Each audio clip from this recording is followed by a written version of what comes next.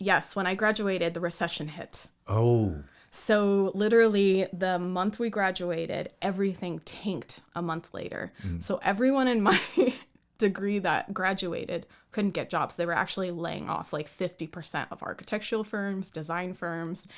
And there was like a few people that actually got to go into the career, and they were working like 80-hour weeks, trying to do 3 people's work as an entry level position. And it was tough because I remember I was like, this is so frustrating. Like, how are you supposed to get past? So it was an interesting time. Right. So because of that, I was like, okay, well then fine. I'm just going to start my own business. Same business, different day.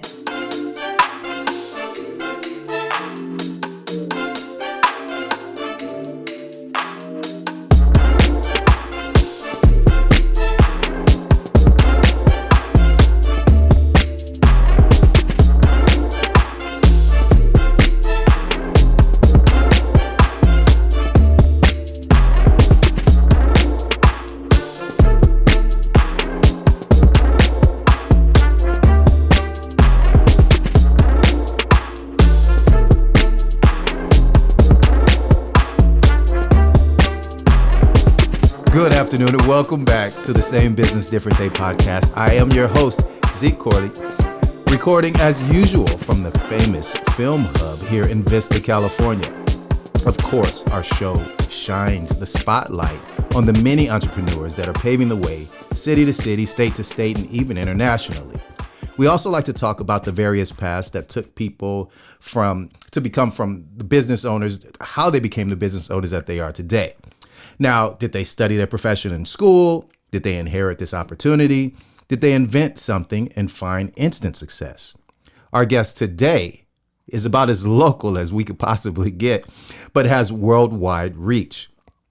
And she started this business with her father. We'll look forward to hearing about how her brainchild came to fruition. We are lucky to be joined today by the wonderful and busy Lauren Fehlhaber. Thank you, Zeke. Pleasure to be here. I'm glad you're here. You got me here. Yes. I'm going to have to trick you to get here, but you're here now. And I got you for the next 30, 45 minutes, so let's have some fun. Okay. So now we're going to talk a little bit about your early experiences that molded you to become how you got to the business person that you are today before we reveal what you actually do. Now, where'd you grow up? In the Virgin Islands and Florida. Really? Yes. No, that's a cool story. Yeah. Like what? Where in the Virgin Islands? I had a buddy that used to live in St. Thomas. St. Thomas. Is that right? Yeah. So you're just I was making a that baby up now. there. Now you're just gonna repeat everything I said. Yeah, right. How'd you know? Yeah, St. Thomas, Virgin Islands. That's awesome. And I was a baby there. Yeah, you don't remember much of that experience. I don't remember too much. Okay.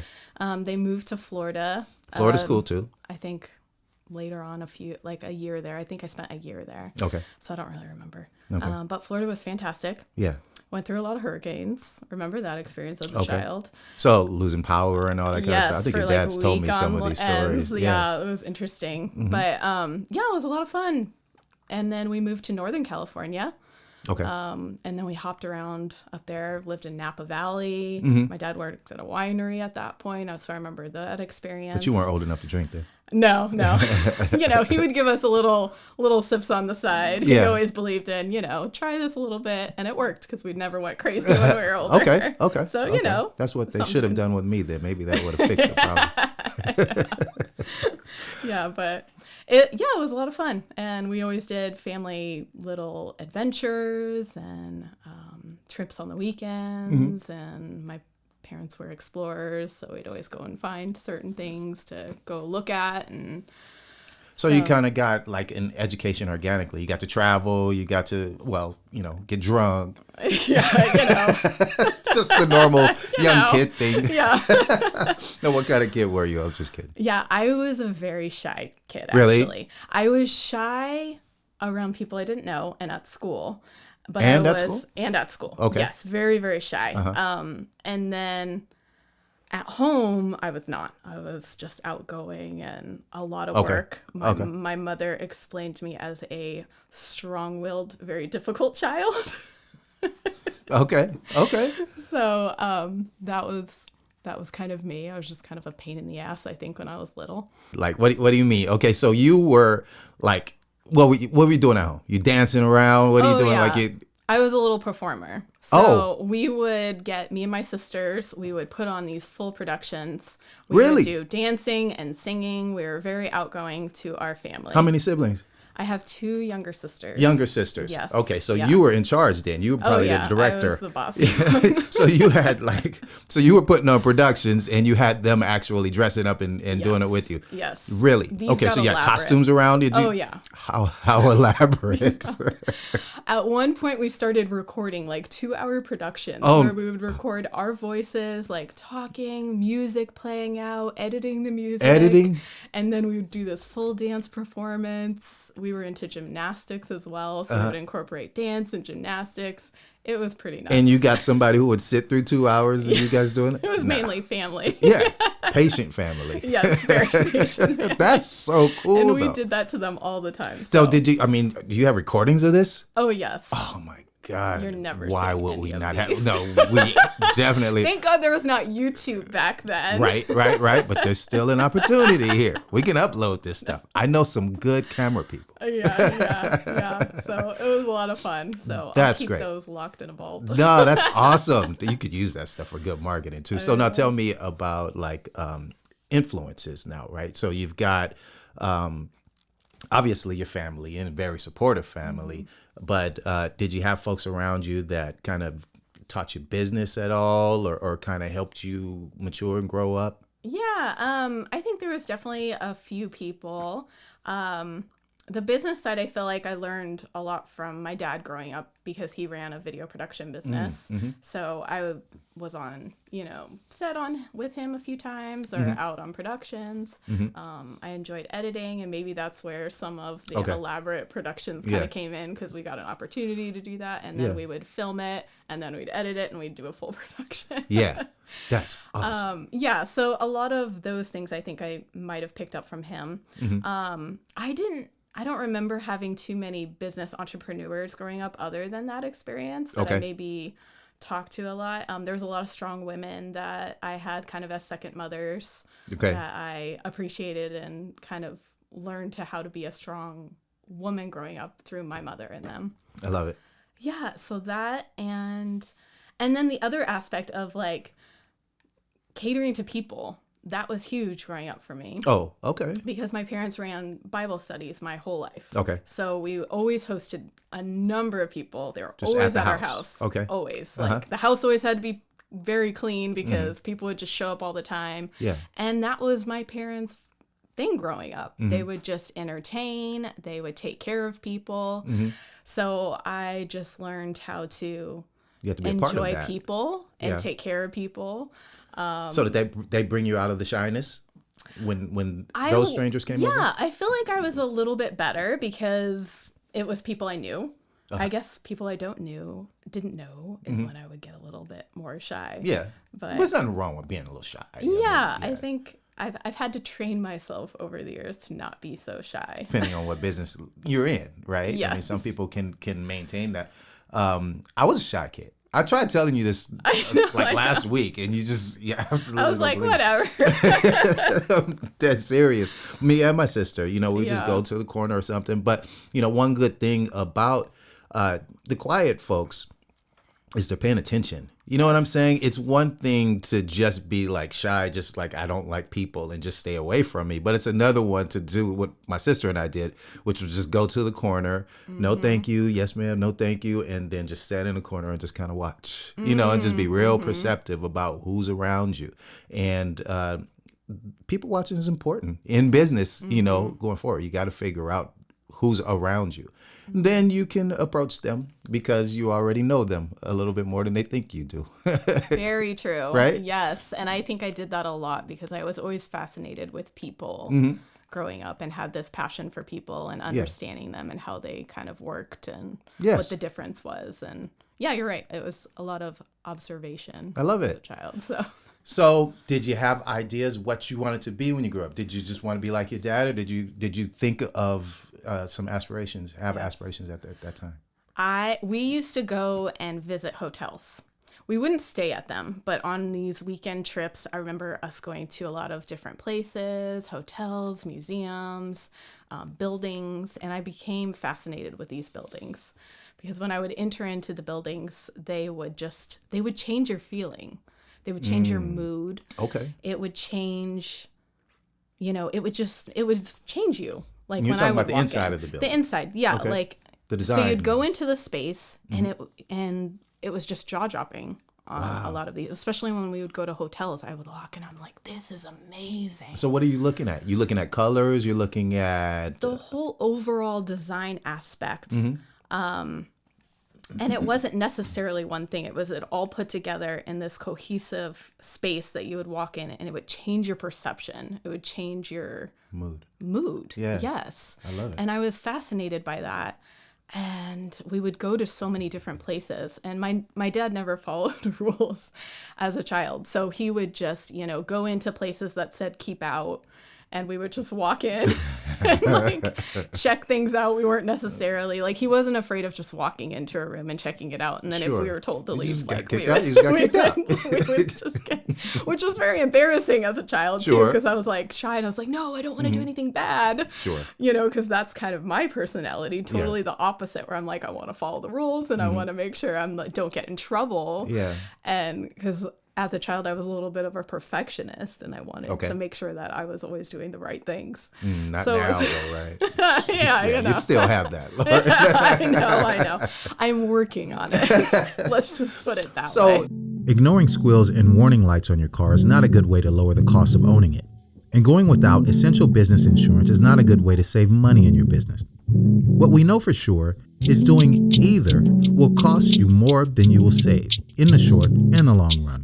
With YourInsurancePlace.com, you can trust a specialist to help maintain your cars and avoid major expenses. Business owners should look to business insurance specialists when it comes to finding competitively priced quality insurance coverage for their businesses. At YourInsurancePlace.com, we specialize in workers' compensation, general and professional liability, employment practices and cyber liability, property owner policies, and bonds for most types of businesses. YourInsurancePlace.com knows that we can help. If you're uncovered, need to lower the cost of your current insurance, or need better coverage, we can help. YourInsurancePlace.com has been helping businesses for close to 40 years. If you need a quote on your insurance, call us now at 858-569-8100 or find us at YourInsurancePlace.com. We are business insurance specialists ready to help. Hi, I'm Jeff Fox, founder of Star Fox Media. We're a digital marketing and video production company that focuses on serving small businesses here in Vista, California. We have the team and all of the equipment necessary to produce, film, edit, and distribute your podcast to as many people as possible. For more information, you can reach out to us via email at info@starfox.media or give us a call at 760-385-3117. Let Star Fox Media help you tell your brand story today. North County Daily Star is the leading source for news and community information along the 78 corridor. It's free to subscribe and it is updated daily. Look for us on your mobile device or computer at ncdailystar.com.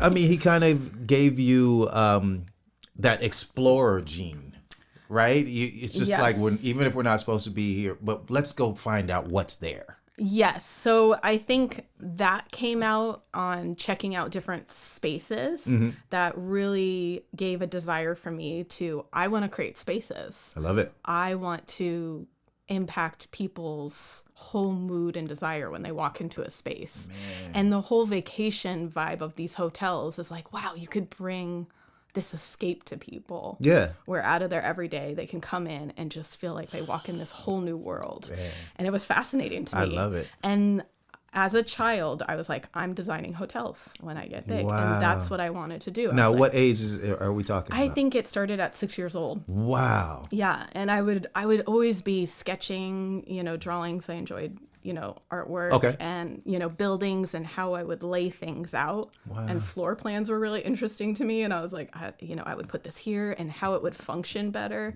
Because sometimes when I was walking around the spaces, I was like, that's kind of weird. I wouldn't do that. I would, do it this way. So it kind of like, as a functionality. So I kind of like 6-year-old that isn't registered at the hotel raising her hands like, excuse me, you guys want to move this sofa? Yep, that was me. Yeah. But I wouldn't say anything because I was shocked. Right, sure. So I would like quietly be like, I wouldn't do that. Whose idea was it? Go home and sketch it better for him. Maybe I'll leave it under the door. I love it. So did you get some interior design work early on? What were your first jobs? Yeah, jumping into education, I went to school for design because I was like, I loved video production. But I also loved interior design. And I was like, I've kind of learned a little bit of that with my dad growing up. So, I don't need to go to school for that. I want to go to school for this. Right. And I went to an internship and I didn't like it.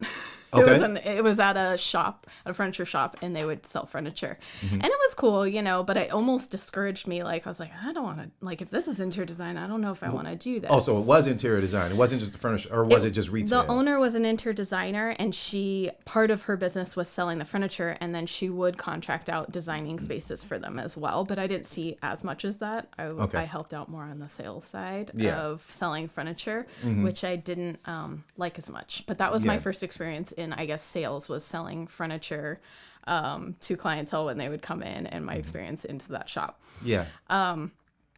So doing that, I almost talked myself out of going to school because I wanted to go to the Art Institute in San Diego. Okay. It's no longer there, but they had a great interior design program and architectural program, and they did culinary there too, graphic design. So it wasn't like a traditional art school. When did that place go away? I kind of remember. Yeah, it was there for a while. I think like a few years ago they shut it down. But it was a fantastic school. But I almost talked myself out of it. Right. I was like, it's expensive. And I never wanted to put that on my parents, and I knew that they wanted to pay for my college, which I was very blessed about. Sure. That I had that opportunity.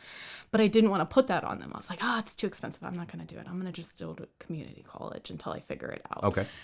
And I just kept delaying. And I finally, it was like the day before, and I was like, I don't want to do community college. I hate this. This sucks. Like, and my parents were like, well, what do you really want to do? And I was like, I want to go to the Art Institute in San Diego. And they're like, well, then do that. And I was like, no, it's too expensive. Were you still living in the Bay Area at the time? No. So this was we were moving to San Diego when I was 12 years old. So we lived in Oceanside Vista area. Okay. Yeah. And so you had said, this is the school that I want to go to. And then what did they say? Yeah. So they're like, let's do it. Okay. So we went down, I got registered, and I started, I think, within the next few weeks. Okay. And I loved it. And when you go to that school, you actually get a degree in bachelor's in science, not art. It's not artistic, because all of the computer science programs that you have to understand. And that's what I loved. It's like doing AutoCAD and SketchUp and learning how to do, 3D Studio Max and designing these floor plans. They even taught us how to hand draft, the old school. So you'd also know both. Yeah. And floor plans just fascinated me, laying out of facilities, and then get to push it up 3D and see how that's going to look and design it. So I really had a passion for that. So that's kind of how I went in there. And, I appreciate, and that's one thing I try to do for my kids. I have 3 little kids too. So it's my whole life's just like a shit show. Just running a business and then 3 kids, and it's just like, oh my God, it's chaotic. I have that on my list to talk about for sure. But now, how did school turn into work? Did you get a job that you actually liked coming out of school? Couldn't get a job, actually. Okay. So that was the interesting part of it. Okay. Because you got the bachelor's degree. Yes, when I graduated, the recession hit. Oh. So literally the month we graduated, everything tanked a month later. So everyone in my degree that graduated couldn't get jobs. They were actually laying off like 50% of architectural firms, design firms. And there was like a few people that actually got to go into the career, and they were working like 80-hour weeks trying to do 3 people's work as an entry level position. And it was tough because I remember I was like, this is so frustrating. Like, how are you supposed to get past? So it was an interesting time. Right. So because of that, I was like, okay, well then fine, I'm just going to start my own business. Oh, really? Which was crazy. Like, yeah. No, this is great. but I was like, okay, well, if I can't get a job right now, let's just try this out. You know, and that's so interesting, right? Because we talk about right now, right? The pandemic has forced so many people out of work, first of all, but also into maybe figuring out how to create their own jobs or creating their own businesses. And you're bringing up the recession. Somebody got a calculator over there so we can figure out how old Lauren is based on that. So during the recession, as you graduated college, you said, I want to start my own. Yes. Yeah. Yeah. So, I mean, it's almost out of desperation kind of, but you, so what was it that you created? So in college, I was a nanny. Okay. So I worked for a few different families and I babysit. And I loved that. I loved kids. I loved taking care of it. And to me, it was like an adventure of creativity for them as well. So you know, I would go to their houses and we would go on like adventure walks and we would do arts and crafts. And that's kind of, I brought the creativity into, I think, doing things with the kids too, which I enjoyed that aspect of it. That's great. So a lot of the families that I nannied for, they either wanted, you know, kids' rooms designed or murals designed for their kids. So I started with one family and I did this beautiful mural and did a whole kids' room for them. And then out of that, they're like, oh, well, you got to talk to my friend. So I ended up designing residential for a lot of kids' spaces at first. I love it. That's great. Yeah. And I did that, you know, it was kind of here and there. It wasn't huge. So I did it while I nannied as well. But did you have enough business savvy to charge enough to make? No, and that's the big part of creatives, right? Like you have to learn that aspect. So I made, you know, I'd be like, oh, I'll just do it for this amount, and then you spend way longer. Yeah. Actually creating or designing, and in the end, you probably made you know like $5 an hour or something. You know, back then it was, you know, minimum wage wasn't that high, so it wasn't that bad, but. Still, that was my first learning in creative work and entrepreneurship. Entrepreneurship and struggling with how to charge in a creative business. Right. Yeah. You got to be making enough money to invest. That's another business lesson, guys. Yeah. If you can't invest it back into your business or invest it in other things so that your money's making money, then you either aren't charging enough or your service isn't worth enough. Yes, exactly. Business lesson. Let's write that one down. Yes. No, but that's great. So then, what else were you doing after that, or was it like, are we kind of getting to where we reveal? Yeah. So after that, I started in the industry with my dad because he was like, hey, I know you're kind of all over the place with nannies and playing jobs. Around in kids' rooms. Yeah. And he's like, I partnered with someone, I want to do a feature film. And I would love to bring you on to do the sets for that aspect and to kind of help with that. Yes. So I was like, sure, you know, I can kind of step in and help with that project. Sounds like a great fun thing. I love video production too. That was always a passion as well. Yeah. So I was like, let's do it. So I came on as the production manager, managing the whole project, which was crazy because I had to teach myself how to do that. I didn't learn from anyone. I just kind of had to go in. I'm Googling, what does a production manager do? You know, and I just kind of had to figure it out as I went. Yes. And would find forms, download forms that I was supposed to do, like studying, okay, what do I do next? And so we started this feature film and I was kind of the production manager through the whole entire film. So pre-production, during the production, post-production. And I kind of managed the whole thing, and it ended up being like, and through distribution, it ended up being a 4 to 5 year spread. Wow. Yeah, through like all the distribution, the theatrical, we did like a grassroots theatrical release, so not a standard one, where it would 4-wall theaters and kind of do it that way. But we went through that whole process, and then we went through, DVD release. So over the span of like all of these releases onto the project, I kind of managed it, and then it was a 5-year thing. So I never went back to interior design, unfortunately. But you're still designing. Yes. So I still continued designing sets in the film industry. So that's kind of how I pivoted. And when we were finished with the film and during, a director gave me an opportunity, and she just trusted me. And I'll always be forever grateful about that. That's interesting. Just one step back, because the question that's rolling around in my head is, how much did your dad know about what you knew?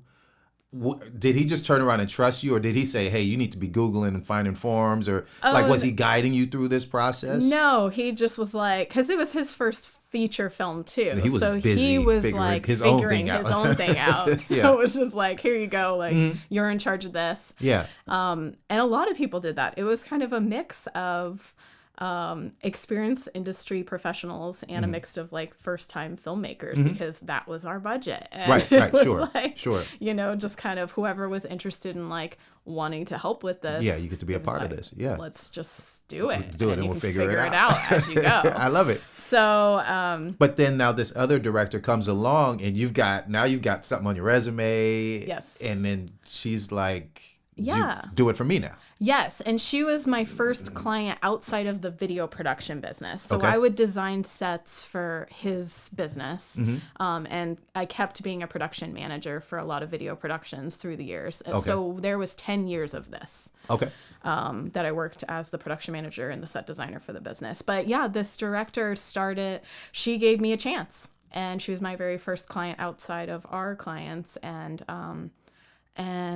that kind of started this funnel of working in the industry, specifically as a art director, set designer, and production designer. So I love it. It brought everything back that I loved, that I get to create these beautiful spaces. Yes. That would impact even, the television and people watching content, which was kind of a different joy element to it. The physical is one joy, and then this imaginary world almost on camera is a whole nother kind of joy to me. So it's fun.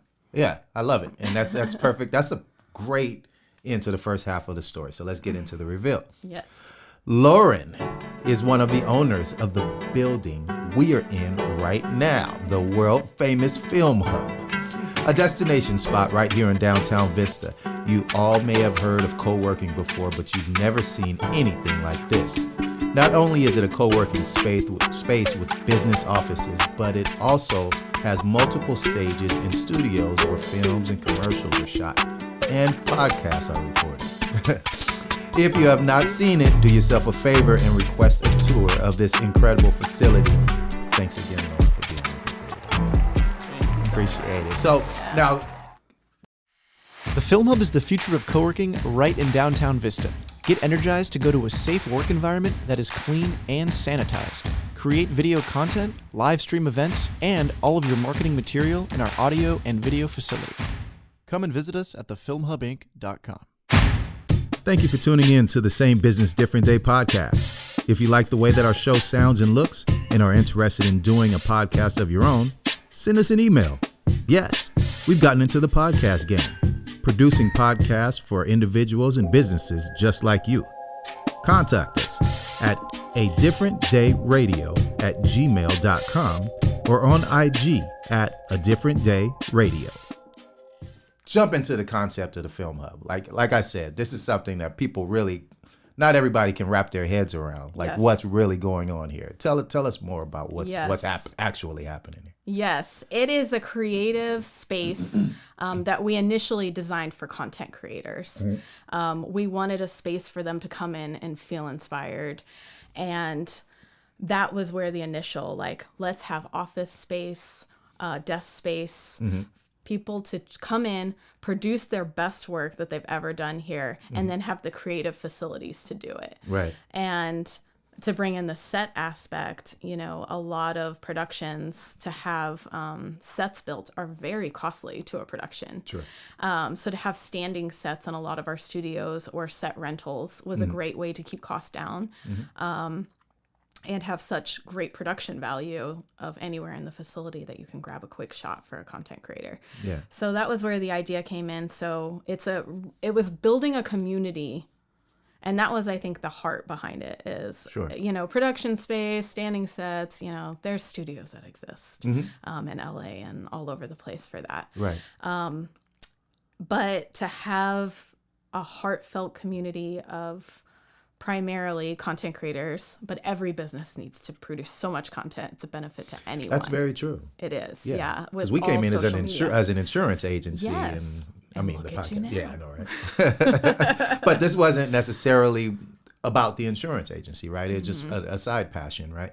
But there is some you know, pieces of that as well. But you just make so much sense when you say that every business pretty much needs to create content. And this is a great place to be able to do that kind of thing. Yes. Yeah. It's a turnkey place to do it. You have the professionals that are right here in the space as some of our members as well to do that for them. Or they can do it themselves. So it's a cool, you know, concept of a facility that can kind of handle all your needs. But what's cooler is the community of people and the friendships that develop and the business partnerships that develop and the support that develops. I can and attest I think to that's that where, for sure. Yeah, I mean, that's where we met. Exactly. So it's like, you know, to have that camaraderie, especially as a business owner, there's a lot of struggles through business. Sure. And there's a lot of hurdles. And to have just those things to be like, I know that most people have no idea the struggles that I've been through, you know, running a business and having kids and doing all those things. It's overwhelming, but, and it's hard to relate. But I feel like a lot of people that are also entrepreneurs, creative or not, understand that. And there's like like-minded, like, you understand my frustration. You know what I mean? 100%. Which helps you get through everyday situations. 100%. So, yeah. But now you just also have designed this place from the ground up, though. I mean, like, what thought processes went into everything else that you've got going on? Because, you know, I'll be honest, like, I like it. I like walking into this. That's why I tell people they should come take a tour, right? I walk into the place and like the 6-year-old, the couch is moved. Like there's pieces that have changed. There's colors that are different. There's design here and there happening. And so it's all kind of moving around us. You know, we had one room that was a co-working room that's turned into a full stage now. And I just like the movement. So like, how did you do? I mean, you seriously have a passion for it to be able to just say, you know what, let's move some things. Yes, I think I get bored with spaces sometimes. I'm like, this is going to change. And, you know, the needs change as we pivot and figure out what the needs are and the drastic changes through the pandemic, too. Sure. You also have to reinvent spaces. That's right. And I think that's where some of it was derived from, like, oh, we have to change this and pivot to how it's going to function best for our members now. Yeah. And then kind of move into that. But not every business is good at doing that, or not every business even has the capability to do that. And you guys do. And so I really like that. I like walking in here and not knowing what might be different. Or what sets are going to be built in other places. Yeah, exactly. And you bringing down folks that are producing, even from Hollywood. They're coming from other places where they're able to do it here, maybe less expensive, or maybe just getting away from the traffic, or you know, having an ability to be in a different space. What's that like? Just having people contact you from, you know, somewhere else and just saying, hey, I want to come here and shoot a commercial for a week. Yeah, it's great. And the fact that it's getting outside of San Diego is fantastic, because a lot of the producers or not a lot, but it's getting traction from Los Angeles, and people are just wanting to get out of the city, and they're like, let's go down in San Diego and shoot. Yeah. Or in Vista, and they'll come and visit here. We even had the Wendy's commercial that was shot here. Okay. For the X Games. So there's all kinds of, big productions that get shot here all the time. Right. Local, or there's a lot of talent that's local. So they'll come to the talent, and that's why we get a lot of outside people from New York City coming in, all different cities that will travel here to do it because their talent's here. Right. So instead of the talent flying out, they, send the producers out. Yeah. So. And you guys have the ability, the capability to handle all of that too. Yes. Yeah. And we have a fantastic team. Like, this does not happen with me. Like, I lead, and my staff is incredible. Like, they handle so many details. Yeah. Yeah. So I give so much trust and props to them, because it's without those details and that desire to take care of people. And it is like, I hire people that have a true desire to want to take care of people, which is my, passion too. And what we built our business on is taking care of people and caring about people. Yeah. You hire clones. Yeah. That's what you got to do. Yeah. You hire clones, but just for different duties. Yes. They have to have the same passion, and you guys have to have the same vision going forward. Exactly. Another business lesson, right? Yep, for sure. So now back to family, though. Now you talked about the experience of working with your dad and all, and your dad is a part of this as well. You guys came together and just made this decision to build this place. Family business. I'm in a family business, right? So, and I kind of understand, kind of growing up, with those thought processes, like you can do business on your own. You can be an entrepreneur, and family can help you get there, right? And you guys can do it together. And but and just like with my dad, your dad seems to be a great champion for you, looking at you and just saying, Lauren, I love your idea, let's do it. Right? Yep. Well, isn't that like a great feeling to have, just like where he just believed in you that way? Yeah, it was kind of cool, because when I sat down and presented this to my dad and Elias Acosta, and he was my dad's business partner for the film. Another past guest, yeah. Yeah, and okay. Yeah. I thought I'd have to like go through all of these things, and as soon as I told them the idea, they're like, yeah, let's do it. Like, let's do it. This is perfect. Right. And that's where the heart of the idea came from too, was actually providing a space for them to create the content they have a desire to create. And that's what sparked the idea. Yeah. Was actually serving what their dreams were. Right. Was kind of that initial spark. And then there was, it just kind of unfolded from there. But yeah, so it's been fantastic to take that leap and that jump and have support to do it. And it's not easy, but working with family, there's a lot of struggles there. Sure. Seriously consider. Yeah. Yeah. But, you know what, though? I'm sure you have to work a lot with your dad, day after day and hour after hour. But when I first started in the insurance business, I still lived with my dad. You don't live with your dad, right? No. Okay. Yeah. So then we were working at the dinner table too. Yeah. You know what I mean? Yeah. Working while trying to wash the dishes, working while trying to watch TV. Yeah. It's just like, Dad, I can't talk insurance anymore. Yeah. We're going to do this first thing in the morning. Can we wait till the morning? No, we're still talking, know? Yeah. So, yeah. It's a lot. Yeah. I've seen a therapist too. Yeah. I've been prescribed a mouthpiece for grinding my teeth in my sleep. Yeah. If you work with family, see a therapist. Yeah, that's another business lesson there. There's a business lesson. I love it. But I also love your dad, and I love what you guys have going on here, man. I mean, it's amazing. Advice to the young creatives. I'm kind of stuck on what you were saying earlier. I just love the fact that you mentioned that every business has to have some content created. But now there are other folks, right? There's all this social media stuff. There's these influencers or people trying to be influencers, and there's a lot of money to be made, as an influencer or out there, working the social media or figuring out how to work the camera. And these new iPhones are even better than before. I mean, you shoot films on these things now, right? So and we're not just talking about videographers or something. There are all kinds of creatives. And you get to work with a lot of them, and you get to see the things that they're going through. What do you have advice that you'd like to throw out to any of them? Yeah. It's great. I've learned so much about creatives on different aspects. Right.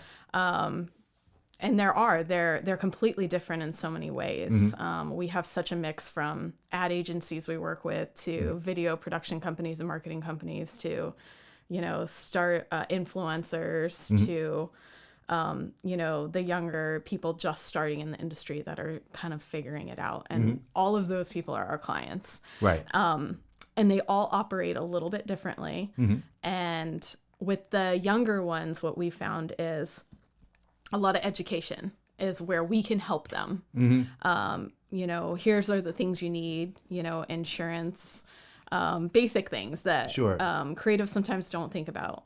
Budget is a huge issue for creatives. You should know it before getting into it, right? Yes. And I think those are things you figure out as a creative, like the amount of time you actually spend on things and what you're charging is a huge leap to get through, because when you get the job, sometimes you'll just take it and you're like, I just want to do it. Like, I love this. I have such a passion for this.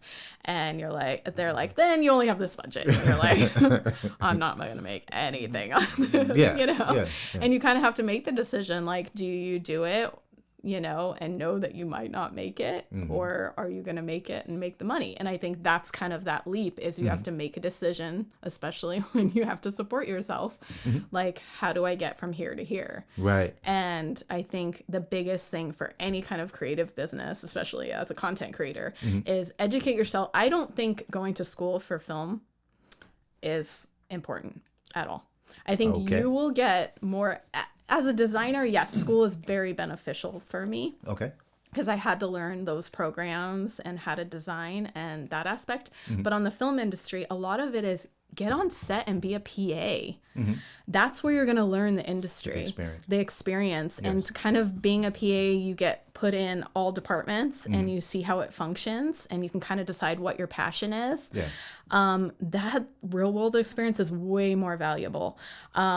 If you are going to choose to go to school and that's your end game is get into the film industry or the video or, any kind of content creation, I would recommend getting business classes because they don't understand that's the gap. Creatives sometimes don't like the financial side and the planning side. You still have to plan it just like a business. If you're doing a film, you still have to do it's almost like its own business. You have to get a business plan. You have to budget out everything. And they like to be like, I don't want to deal with that. Of course, I get it. I'm a weird creative where I like both. And that's a good thing. Yeah. You got to find that mix. You got to get in the middle somewhere because you're going to deal with business people at some point. You can be as creative as you want to, right? You can just have all of this freedom to think and write and create. That's awesome, beautiful. But at some point, you're going to have to talk to a financier. At some point, you're going to have to talk to somebody who's like, I have a deadline. And all of that fluffy stuff you're talking, that's what I hate to do with this clock, which is ticking right on the same time every day. So, no, that's a great point. I've never heard anybody say I wouldn't go to film school, but I understand what you're saying. Get the experience there, but also get some business classes in you because that's going to take you much further. Yes. Wow. And learn how to be an entrepreneur because most of the time when you get into the film industry, you are a subcontractor or you get hired on per project. And so you have to manage all that on your own. And I feel like that's the struggle I see with a lot of them is managing all of those things, invoicing and insurance if you do rent equipment out, like if you have your camera and stuff. Yeah. And there's so many aspects That's on the business side, and that's not what they like to do. So Yeah. it's Yeah. And you don't want to just go out and hire a business manager because then you're losing money. yeah, exactly. So, and specialize in something you really want to specialize in. That's what you're going to get good at. You know, I chose my niche in the industry was set design, and now I get hired by ad agencies to do their commercials. And I'm the kind of go-to person for that. Yes. And you have to get to, that's where you're going to excel in your paycheck. Find a niche. You know, yes, find your niche, get really, really good at it. You know, it's good to do all of the things at first because you have to have a basic understanding, but then to niche and get really good at that one thing, because then you will get paid a lot more money to get hired for that one thing. Yes. So that would be my advice. And, you know, go for, and what I tell people too is, like, what's the one thing, if failure was not an option, like, what would be that one thing that you would do? Like, what's that thing that you're afraid of? Or what's the thing that you're like, oh, I can't do this because of that you're making excuses of?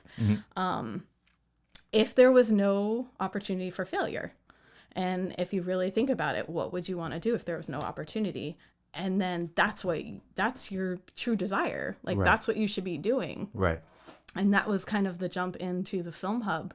There's a lot of opportunities to fail here and crash and burn and lose so much money, so much of my family's money. Right. And if you let those consume you, you'll never take that leap. Right. And I think the best thing is, like, it has to be at the right time too.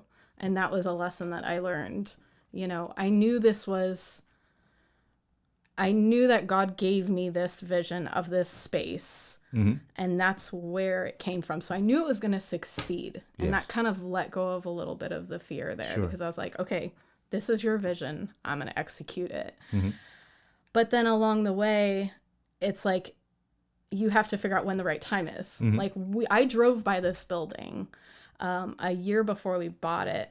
And I was like, that's the building. I just knew. I knew in my gut, like, he was like, that's the building. Yes. That's what you're getting. Yes. We tried to get the building. They told us no. It was not for sale. It was not an option. Okay. So for months and months and months, it was actually 8 months, we continued looking for the building, and everything was falling through. And I was so frustrated. I was like, dang it, you told me this was the building that's not available. Now what am I going to do? I can't even start this business now because we need a building first. Yes.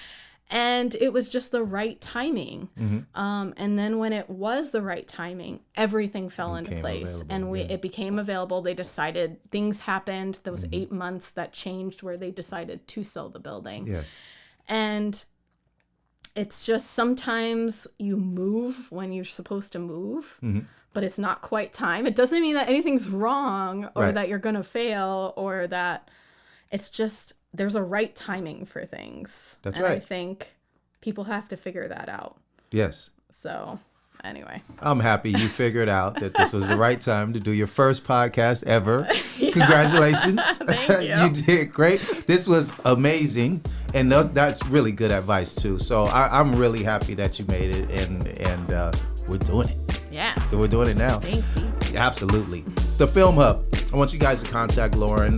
Look at the website, thefilmhubinc.com. That's the Film Hub, HUBINC.com. At the Film Hub Inc. on IG, Twitter, Facebook, LinkedIn, everywhere. Okay. Thanks so much, Lauren, for being here. I really appreciate it. Cheers to you. Cheers to you. Same business, different day. Thank you for listening to Same Business, Different Day. We truly appreciate your support. Please like, subscribe, and leave a nice comment on all platforms. It really helps our show. The Same Business, Different Day podcast is produced by A Different Day Radio, Star Fox Media, and James Russell.